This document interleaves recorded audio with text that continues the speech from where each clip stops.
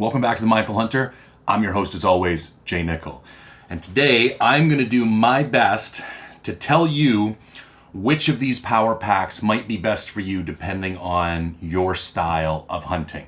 We're going to look at the Goal Zero Venture 75, the Biolite 80 PD, the Nightforce Carbo 2000, the Anker 325, and the Anker 525. Now I've done my best to kind of cover the gamut between budget and premium options.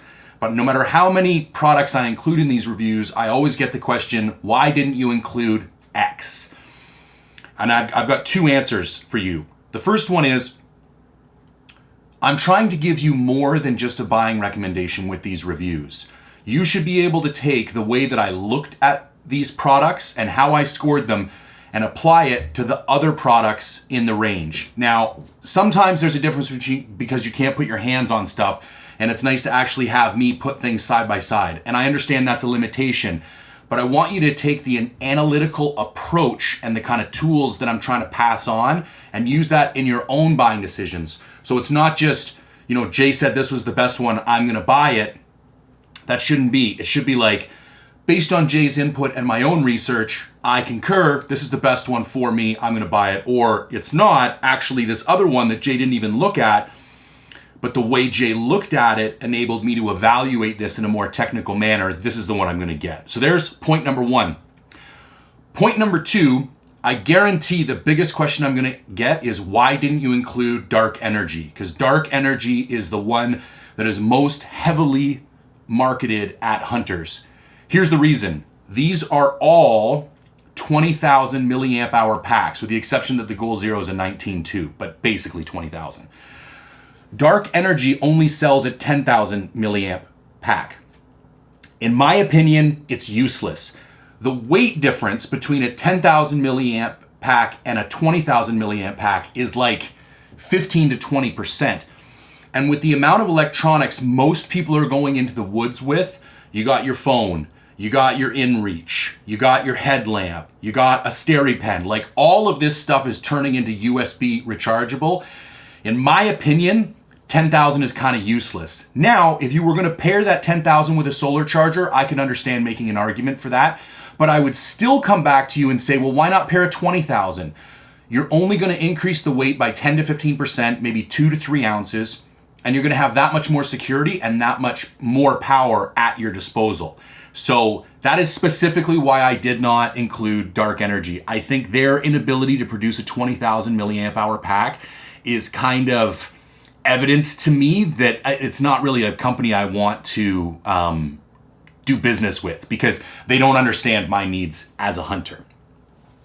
Now, quick shameless plug for Mindful Reviews. Why am I looking at these packs? Why am I looking at power packs at all? And why am I looking at these packs specifically? It's because that's what was requested on Mindful Reviews. So that's my review platform. It's a membership site. If you want to join, mindful-reviews.com. I have giveaways every month for lifetime members. Next week, I'm giving away a brand new GoPro. All you have to do is be a lifetime member and you're already entered in the draw. And then once every month or two, I do these big raffles of the gear that I review. I just did a spotting scope raffle where a guy bought a $40 ticket and he won a Swarovski ATX 85mm scope, spotting scope. Brand new, still had the boxes, the cards, the wrappings, everything in it, pristine condition. So if you want to have your voice heard in what products I look at, mindful-reviews.com. I'm doing what I can to keep these intros shorter, so I'm not going to dive deep into tribalism and psychological effects of emotional marketing. I will just say, try to keep an open mind. I may say some things you disagree with. Have a conversation with me. Maybe I was wrong. Maybe you were wrong. If we all talk more and if we all put our heads together, we will all make better buying decisions when it comes to gear. So try not to get too emotionally attached to any one product and try to remain as objective as possible. The next thing I want to mention is that I'm working really hard to never say that one product is the best. I think there are best choices for you given your style of hunting. So I am going to go through how I ranked these products. I'm going to tell you what my favorite is, And then I'm going to outline a series of scenarios that if you hunt like X, I think this is your best pack. If you hunt like Y, I think this is your best pack. So try and take that and apply that to your own style of hunting and recognize that I'm not saying any one of these packs is the best one on the market.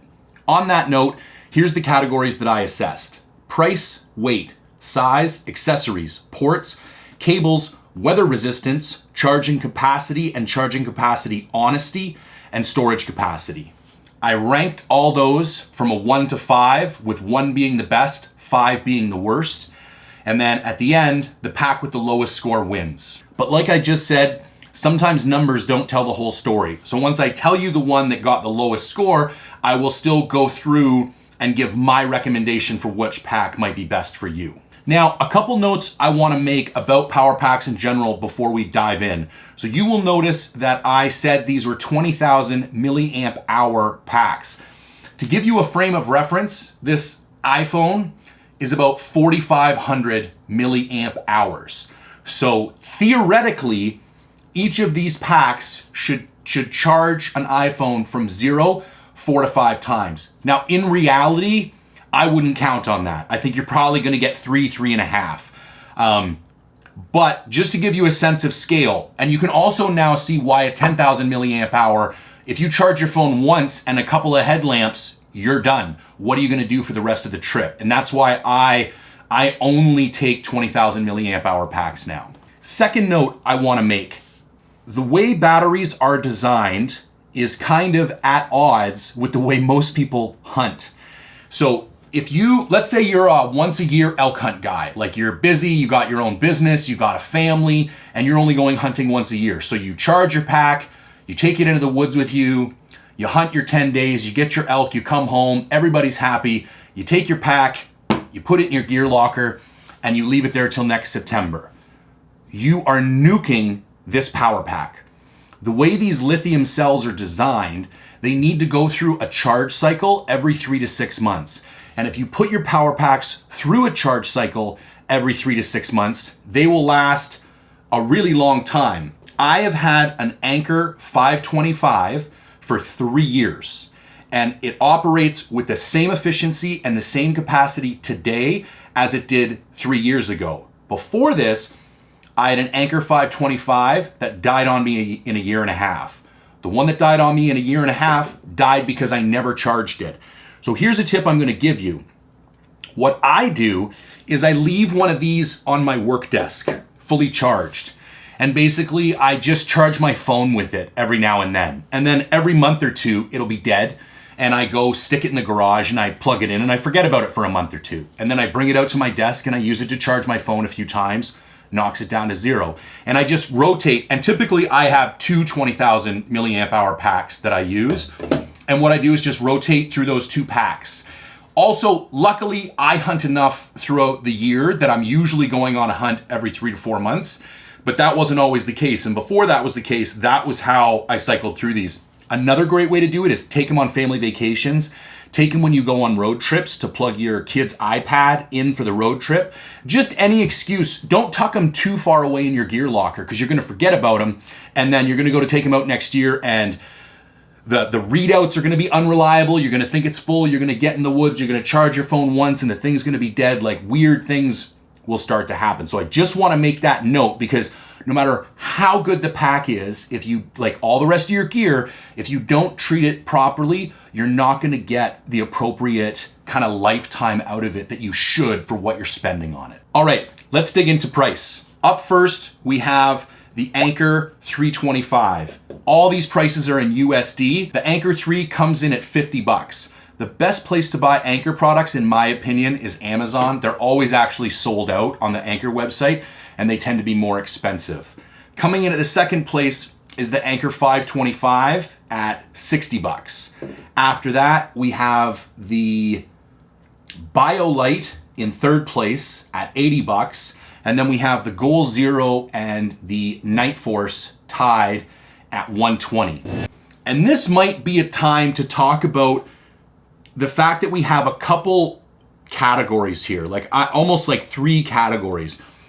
The Anker, I would argue, are your budget packs. Everybody's kind of known them as the less expensive, more easily available on Amazon packs.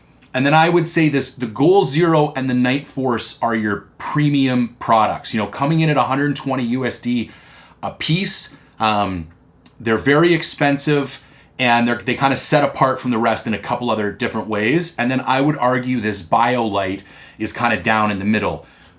However, just because that's how they, you know, fall out in regards to price, you're going to be surprised. Normally, the more expensive a hunting product, the lighter it is. And it's kind of, in some cases, the opposite with these. So I don't want you to necessarily think that more expensive is better in regards to power packs. On that note, let's take a quick look at weight.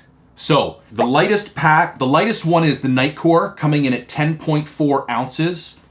Then we have the Anker 3 at 12.1 ounces, Anker 5 at 12.2 ounces, the Biolite at just over a pound, 16.5 ounces, and then the Big Mama, the Goal Zero, coming in at 20.35 ounces. And what about size? I mean, obviously you can take a pretty good look at this. The Nightforce is clearly the smallest. This is the one that's been the marketing is centered most heavily around its size and its weight. It is ultra small and ultra light in comparison to the rest. And then the Anker products tie at second place. They have an identical form factor. Other than 0.1 of an ounce, these packs are identical. And they have different ports and different guts, but from a form factor, they're identical. Now, I called the Biolite and the Goal Zero the same size. The Biolite is a touch longer and the Goal Zero is a touch wider. But if you're just saying, like, how much are these going to take up in my pack? Nightforce is the least, Ankers are in the middle, and the Biolite and the Goal Zero are going to take up the most room. Accessories was easy. None of these have any accessories except the Goal Zero, which has an LED light. And essentially, if you just hold the battery check button for, 3 to 5 seconds, this light will come on, and then you hold the battery button for 3 to 5 seconds and the light goes off. Not really a make or break thing for me. I don't really care if my, power pack has a light on it. I've always got my phone flashlight as a backup in case my headlamps go or I just need something in my pocket really quickly, but it does have it, so I thought it was important to note. Now let's take a look at ports. So these actually line up in 3 distinct groups. So surprisingly, the Anker 325 has the most options. So for input, we have both a micro USB and a USB-C. And then for outputs, we have 2 IQ rated USB-A ports. Now, you'll notice the terms IQ and PD. PD stands for power delivery. These are charging standards. IQ really just indicates that it has the ability to deliver variable voltages depending on what you're charging. But to be honest with you, most devices are so smart these days, they will limit the voltage coming into them. And I would argue that IQ is kind of an outdated standard because these newer packs don't even bother putting it on them anymore because adaptive voltage is kind of table stakes these days. Like it doesn't help you stand out. But it's the only one with 4 ports, 2 for input and 2 for output. And then coming in at second place, we have the Anker 525 and the Nightforce Carbo 2000. Now, these both have 1 input, which is USB-C, and then it has 2 outputs. So the same port that's used for the input can be used for an output on these 2. That is not the case with the Anker 325. You have 2 dedicated inputs, 2 dedicated outputs. But don't get confused, you cannot use the USB-A output as an input. The only cable you can use to charge these devices is a USB-C cable. And then up next, we have the Biolite and the Goal Zero, which have 3 ports each. They have a USB-C input and 2 USB-A outputs. And again, you can also use the USB-C as an output. So arguably you have access to kind of 4 ports on this. Now, why do ports matter? The only reason it really matters is that it limits how many devices you can charge at once with which cables. All of these will let you charge 2 devices at once, at minimum. And my recommendation would be, with smaller power packs like this, you wouldn't really want to be charging 2 packs. Because while they have a rated maximum charging capacity output, that is going to be bussed across all of the ports. So you are dividing your charging capacity in half when you plug in 2 devices at the same time. So it's just going to take twice as long to get where you need to. And there is something to be said for charging devices too slowly. So my recommendation is never charge more than 2 things at once, and ideally charge 1 thing at once. It will also help you manage your power more effectively, because then you will get used to how each device affects the storage capacity on your device. Like, okay, I know I can fill my phone once and I'm going to lose 1 of the 4 bars. Almost all of these have a 4-bar battery power readout, so you get a visible indication of where you're at with your storage capacity. As far as cables go, there's really nothing interesting to note except for the fact that the Anker 5 comes with both a USB-A and a USB-C charging cable, which is kind of nice, but I gotta be honest, I'm sure like the rest of you, I've got 40 different cables like hanging out. I don't even usually take these ones out of the box anymore because it's just more clutter hanging around on my work desk. But you can feel confident that with all of these, you are gonna get a charging cable with it. It is interesting, on the Nightforce checkout on the website, you have to pay $5.95 for a cable, which I did not do, and my Nightforce still showed up with the cable. So maybe it's a higher end cable they send you when you pay the extra, I don't know, but I did get a cable with my Nightforce and I didn't pay the $5.95. Now, before we talk about weather resistance, I wanted to have a little discussion regarding IP ratings, which is ingress protection.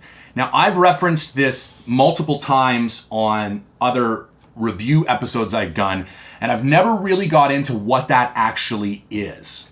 So the IP ratings were introduced in 1976 by the IES, which I believe is the International Electrotechnical Commission.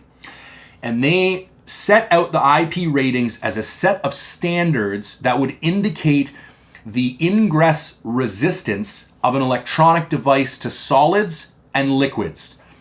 So when you see an IP rating of IP67, the first number refers to the ingress protection of solids, which just means how dust resistant is it. And then the second number refers to the ingress protection of liquids, so how waterproof is it. And sometimes it will only have one or the other. Like you might see IPX7 or IP6X, and that means that they're giving you a rating for solids or liquids, but they're not giving you a rating for both. And just to kind of give you some context, here's what some of the standard ratings are.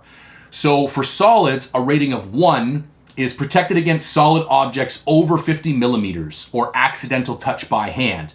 A rating of 4 would be protected against solid objects over 1 millimeter, example, wire and nails. An IP rating of 6 would be totally protected against dust. For our purposes, and you will see this on a variety of electronic devices, heavily used in the military and all that kind of stuff. You'll see it on like watches and radios and all kinds of stuff. For our purposes, when it comes to solids, 6 is really the only one that matters. If it has a 6 rating, it means it's dust proof. If it doesn't have a 6 rating, it means it's not. Lots of times, let's take a camera lens.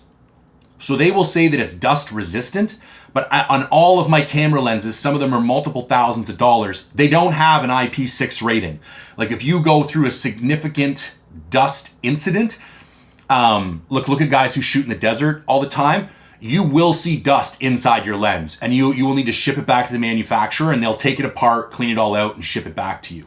Now for liquids, a rating of 1 would be protected against vertically falling drops of water, so condensation, for example. A rating of 5 would be protected against low pressure jets of water from all directions. That could also be seen as like light rain. So what that means is it's water resistant enough that water being splashed onto it won't hurt it, but if you submerge it in water, it will hurt it.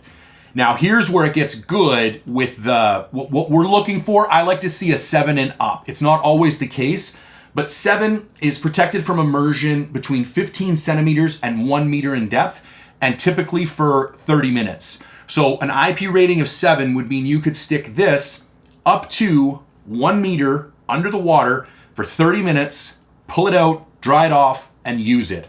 Assuming there hasn't been like some kind of fundamental compromise to the structure of the unit itself. Okay, with all that out of the way, I would like to say that the Anker 5, the Anker 3, and the Biolite give no indication of weather resistance whatsoever. Now I'm going to get into the Anker 5 at the end because it's the one that I have the most experience with.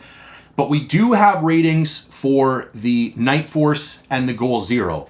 Now the Nightforce is rated at IPX5. So what this means is that it's giving no rating for dust protection and that it is protected against low pressure jets of water from all directions. So a real light misty rain or some condensation in your tent dripping onto this thing shouldn't hurt it. Now where we really get into beast mode is Goal Zero, IP67. So when I used to run an engineering firm and we were buying gear for dudes in the field like radios and GPSs and other things, we were always looking for IP67. Realistically, IP67 is about as bomb proof as you're gonna get. So that means fully dust resistant, and you could submerge it up to 1 meter for 30 minutes. So this is the only one, and you'll see it's actually got this really cool cover that actually covers all the ports. And that's how you can tell none of the rest of them would have been able to provide such a high ranking, because there's no way to actually cover the ports. But this has this really nice waterproof, dustproof cover. Now, I do want to make a quick note, because some people are going to say, well, the new phones are waterproof and there's no way to cover the port. The way that's done with more modern electronics and more expensive electronics is they actually coat all the internals in a hydrophobic coating. So the device itself is not water resistant, but the electronic components inside aren't vulnerable to damage by water because they're covered by some type of hydrophobic chemical that keeps water can be in there, but it doesn't damage the products. So maybe there are super high-end power packs, or there are ones that are currently in development that won't have port closures, but will be fully water resistant because of internal hydrophobic coatings. Although when lithium comes into play, like if you Google lithium and water, it's crazy. You can take it's really weird. If you look at how the lithium is actually stored in these batteries, it's almost like this paper roll that there's this lithium powder on. And if you take those out and throw it in a cup of water, it bursts into flames, like crazy hot flames. So it makes me wonder if hydrophobic coatings might not even be an option for electronic components like this that are so heavily dependent on lithium components. Now let's get into the fun stuff, the shit I was actually able to test. This is a USB digital tester. Now there are 2 testing devices, electronic testing devices, that I recommend any backcountry hunter having. One is a USB digital tester, which is kind of new to me. The second one I've had for years, and it's just a battery tester. You can buy both off Amazon for less than $20. And the battery tester will just have a sliding kind of terminal up top where you'll be able to put in a battery, close the terminals, and it will give you a readout as to how full the battery is. Why I love this is that I have Tupperware dishes in my gear shop that have random batteries in it from who knows when. And every time I'm going to go into the field or going to put them in something, I'm always like, I can't remember which ones I used last, which ones are full, which ones are empty. So having a battery tester is phenomenal because you can see exactly how full they are. And, I've purposely used up all my half ones and stuff like that. It's kind of like how you treat your fuel canisters. Like if you just let the half ones pile up, you end up wasting a lot of money. Now, the reason I recommend having this is that I've gone out into the field before. I've had cables that went bad. I've had charging ports that went bad. And having a USB digital tester, first let me talk about what it is and how you use it. So most people will be comfortable with a multimeter and know what a multimeter is, or you've at least seen somebody use it. Little handheld device, a positive and negative wire coming out, usually like a stylus with a little metal point on each end of the terminals, and you can put it on a positive and a negative, or a positive and a ground, and you can test a variety of different things in regards to electrical current, and it will tell you what wires are hot, all that kind of stuff. This is kind of like a dumbed down version of that, but for USB devices. So it will test the voltage, the amperage, and the wattage incoming and outgoing of any USB device. So for instance, you could plug your adapter into the wall, you plug this into the adapter, and then you plug a cord from this into the power pack and you charge the power pack. The readout on this will then tell you exactly what the input capacity is on the power pack. And then you can do the exact opposite. You can plug this into the power pack, and then you could plug your phone or any other headlamp into the other end of the cable, and this will tell you the exact voltage, amperage, and wattage of the output capacity of your device. Now, there are some limiting factors, and I want to talk a little minute about wall chargers. So when I went through this testing, and when you charge these, the input capacity of these power packs is going to be limited by the output capacity of whatever wall charger you have. Most of the older Cube iPhone wall chargers, the little ones, not the big ones, were 5 watts. Now let's talk a little minute about voltage, amperage, and wattage. So wattage is just simply the, you multiply voltage and amperage, and that will give you the wattage. So for the majority of our conversation, we're gonna be concerned with wattage because it makes it simpler to have the conversation. And most of the things we use are limited to 5 volts. Not everything, but for instance, if you go to charge your iPhone, it's limited to 5 volt incoming capacity. So the way that you modify the wattage coming into this, or the speed with which you can charge it, is by having devices that are capable of a higher amperage. So one device I'd like to recommend that people buy, it's called an Anker Nano 2. It's a small wall charger. It looks almost like the iPhone one, except it's like black and gray. I don't know, it's like $30 on Amazon. They have a 30, a 45, and a 60 watt version. I think the 30 watt version is fine because I used to use my old iPhone wall chargers to charge these things. It would literally take me 2 days to charge one of these because you are limiting the incoming capacity to 5 watts, which is insanely low. So when you use a 30 watt wall charger, you're actually getting a 6x multiple, or it will charge itself 6 times faster. Now, not all of these are capable at charging 30 watts, so you're not gonna get that full 6x, but all of them, the lowest one is 12 watts and the highest one is 60 watts. All of those numbers are far above 5 watts. So let's recap that a little bit. The charging capacity of your power packs are going to be limited by the wall charger you're using. Now, I needed consistency across all of these. When I was running my tests on the input capacity of these units, I used a 30 watt wall charger, USB-C to USB-C, to give me like the best possible scenario, because USB-C has a higher throughput than USB-A. Now to test the output, I used an iPad. I scoured my house. I was trying to find like the biggest USB device I could find. I actually tried to use my laptop and kind of almost nuked it. It actually shut the laptop down because these aren't capable of providing the appropriate voltage and amperage that a laptop needs. So the biggest device I was able to get was an iPad.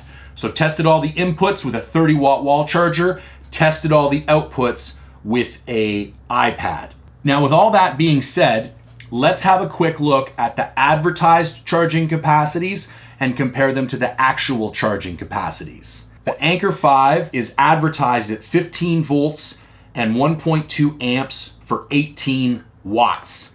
The Goal Zero is 60 watts, the Anker 3 is 10 watts, and the Nitecore and the Biolite are 18 watts. So what did that actually look like in real life?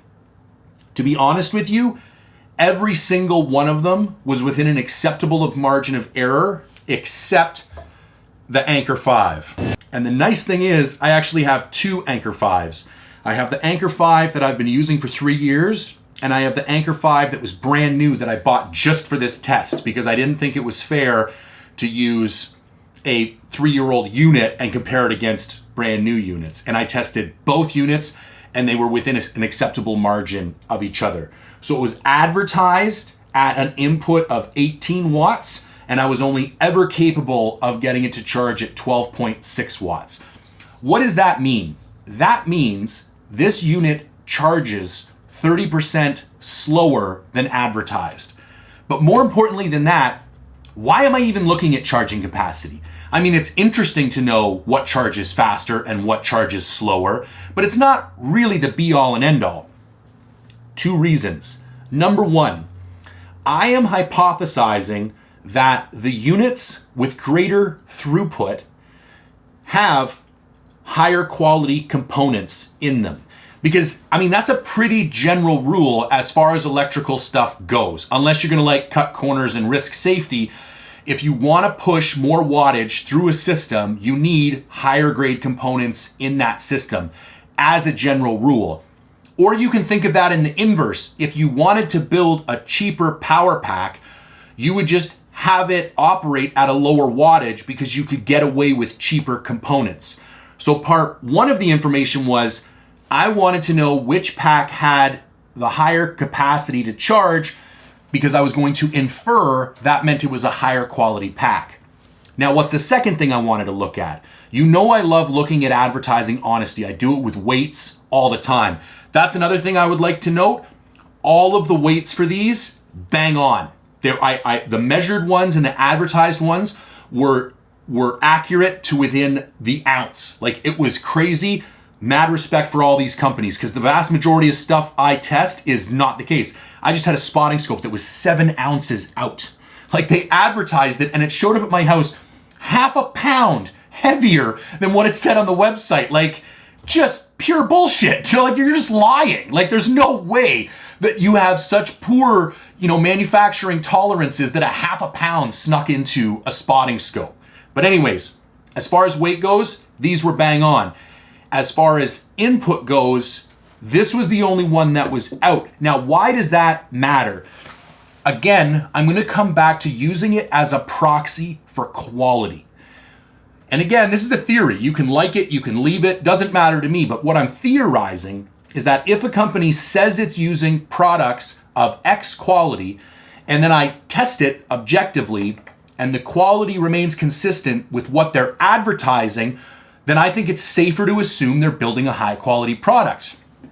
However, if we take something like the Anker 5 and they're advertising it at an 18 watt input, but then when you actually charge it, you're only capable of getting 12.6 watts, I don't think it's unrealistic to say that that company's quality is being compromised somewhere along the line because they were unable to produce a product that met the guidelines that they themselves set out.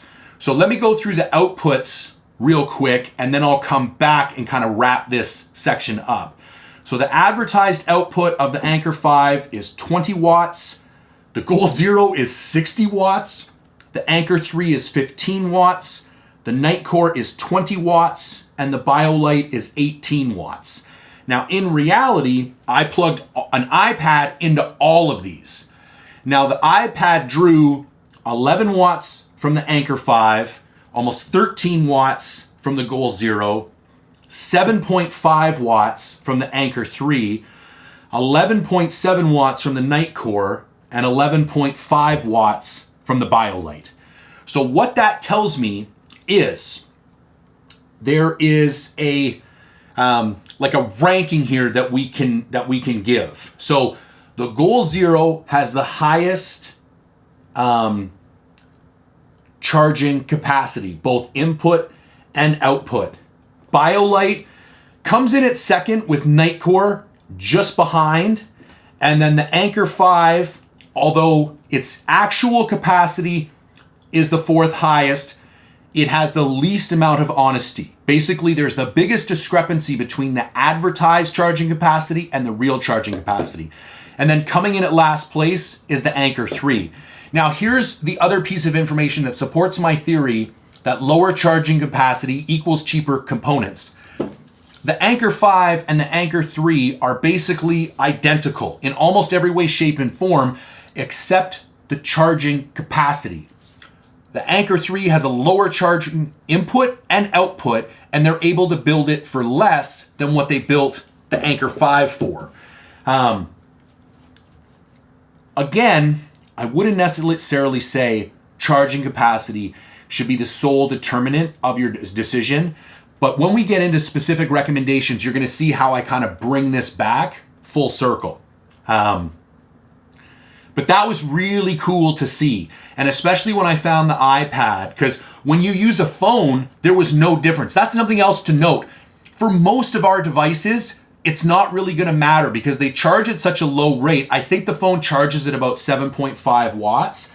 And there's not all of these can keep up to 7.5 watts. That's why I'm arguing the more important thing about the charging capacity is the ability to infer the actual quality of the product itself from the charging capacity, not the absolute value of the charging capacity itself. So let's move on to storage. And then I want to make a note about testing storage capacity. So all of these are rated at 20,000 milliamp hours, except the Goal Zero is rated at 19,200. I'd like to make a little note about that. I don't know, when you buy a hard drive, it'll say it's 500, gigabytes.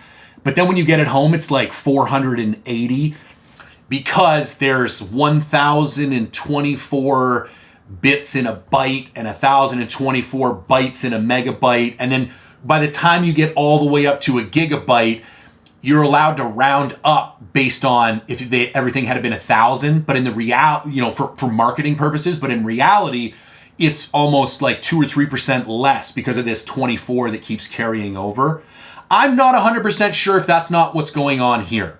Like, the Goal Zero is by far the best product here, like from a quality standpoint, and the most honest in its marketing material, and the most detailed. Like, it's wild when you go to the Goal Zero site. Like, these guys are not messing around.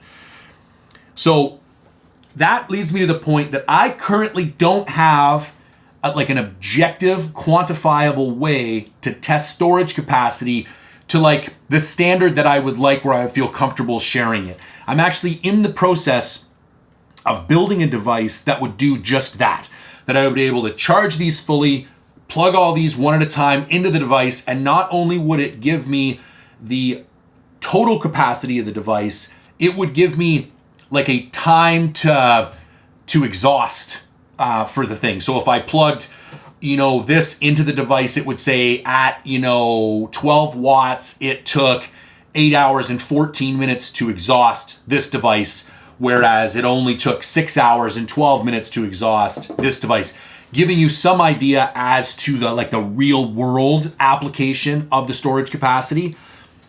But for all intents and purposes, on paper, these all have the same storage capacity. Now, there's a bit of a caveat, so please don't just stop watching now because there's an important point to note about the Nightforce. Okay, so there's all of our categories: price, weight, size, accessories, ports, cables, weather resistance, charging capacity, honesty, and storage capacity. Now, the final scores, the Anker 325 and the Nightforce tied for number 1 with 20 points. Goal Zero came in at number 2 with 21 points. And the Anker 525 and Biolite 80PD came in at 3rd place, tied with 22 points. Here's what I'm going to tell you. There is only a discrepancy of 2 points between the winner and the loser. And only 1 point each between 1st, 2nd, and 3rd.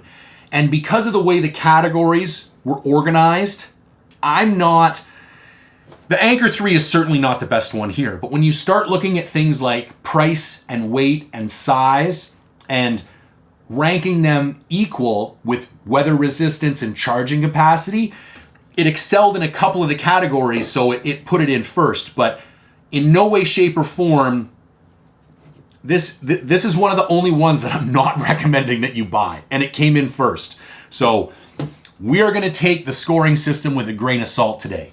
I think in reality, I should have created a weighting scoring system, kind of putting some of these other, categories higher. The problem is when you do that after the fact, you're kind of just working the numbers to make them say what you want. And I don't believe, personally, I feel that compromises my integrity. So we're not going to do that. So we're going to take the rankings for this one and kind of throw them out. But I think what was valuable is going through each of them and assessing those categories, because that now gives me an ability to kind of like objectively recommend these for different circumstances. So from a backcountry hunting perspective, I am going to take the Biolite and the Goal Zero and push them off to the side. The Biolite at over a pound and the Goal Zero at over 20 ounces, it just doesn't make sense.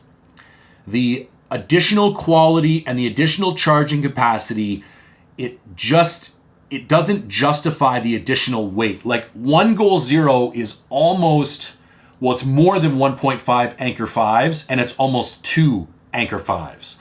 So I'm going to come back to this, but for the backcountry hunter, I'm going to put these away. Same with the Anker 325, because it's only $20 cheaper than the Anker 525, but it kind of has outdated ports and it has a greatly reduced charging capacity, both input and output. So I'm going to put this one off to the side. So from a backcountry context, we're really left with the Nightforce and the Anker. And to remind you, Nightforce is 120, Anker is 80. So this is actually 50% more expensive. The Nightforce weighs 2 ounces less than the Anker and has, maybe a 20% higher charging capacity than the Anker. Here's where the rubber meets the road. I recently went on a winter goat hunt, and I was basically at minus 20, 25 degrees Celsius, minus 5 to 10 Fahrenheit for a week straight. I took these exact 2 packs. I took them both charged fully.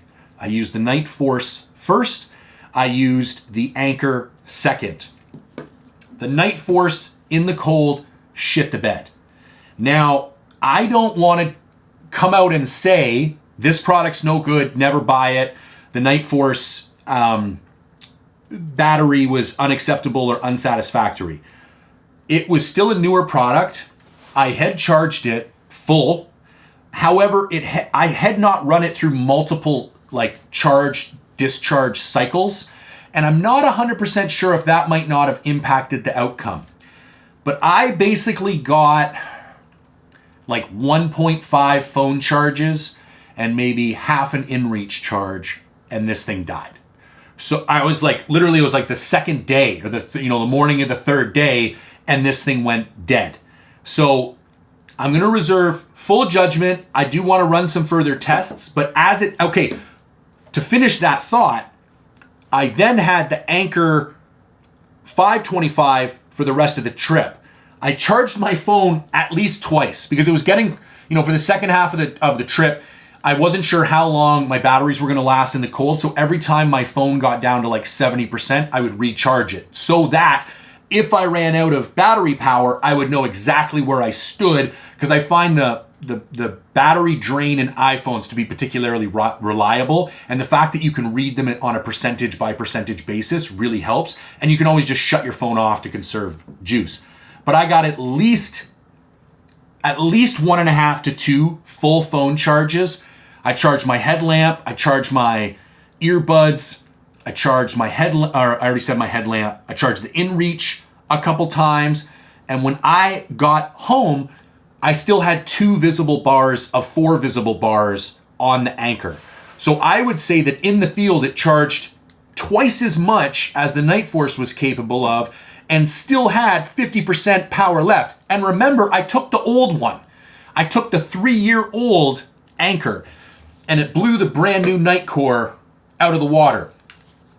So, if you're a backcountry guy and you want my personal recommendation, I believe the Anker 525 is probably your best bet for a battery pack for the backcountry. Now, I know there's I've never tried any RAV stuff, and I feel like RAV might be in the exact same kind of like product segment as Anker, this kind of like medium budget kind of range. And I know Stephen Drake, for example, really likes the RAV stuff, and that dude knows his shit. So I'm not going to say that there aren't other brands similar to Anker that might not be just as good. But here's the other thing I'm going to say. You know, an IP67 rating on this Goal Zero is fantastic. It definitely gives me more confidence. I have run this for 3 years.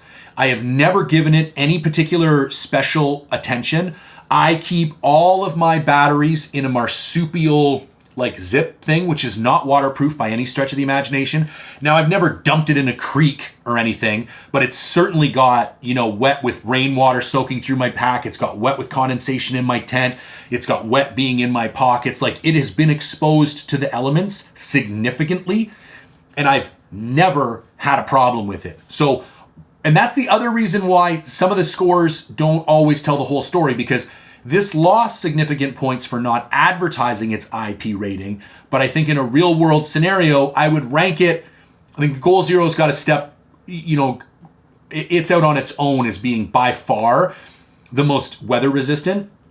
But I think these other 4 are probably perfectly acceptable for what a backcountry hunter goes through. So, backcountry hunter option, Anker 525. Now I'm going to go to the other end of the spectrum, and I'm going to say, if you were truck camping, or perfect example, I am flying in for a caribou goat hunt, and we can bring like 1,100 pounds on the plane. I'm bringing this thing. I'm going to bring one of these, and I'm going to bring one of these, and I'll probably even bring a solar charger. So we're going to have a shitload of cameras and a bunch of other stuff, and I'm going to use this as my base pack. Now, here's an argument where you might get me to say bring a 10,000. And I actually do have an older Anker 10,000 milliamp hour pack. If you were on a truck hunt or a goat hunt or a fly-in hunt where you were going to see your base camp every 2 to 3 days, you could have a really high quality one like this, or even one with more more storage capacity. And then you could have your 10,000 on you. And at that point, the savings of 10 to 15% in your bag might make sense. But I think for instances when weight is not a priority and you do want a little more safety and security, and the extra quality is always nice.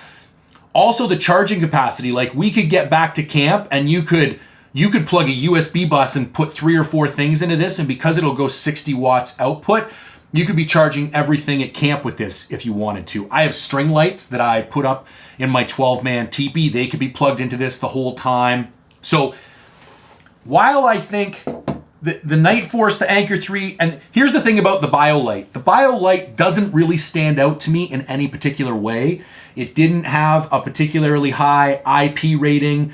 The charging capacity was equal to that of the Nightforce and marginally higher than the Ankers, but it's heavy, it's bulky, and it doesn't really have a strong, unique value proposition. So I don't see an instance when I would recommend the Biolite. So these are my 2 recommendations. If you're a backcountry guy, the Anker 525, 20,000 milliamp hour. If you're a truck guy, or if you're doing a fly-in hunt, or if you want something for your shop or around the house, I think this Goal Zero is a really quality premium piece of gear.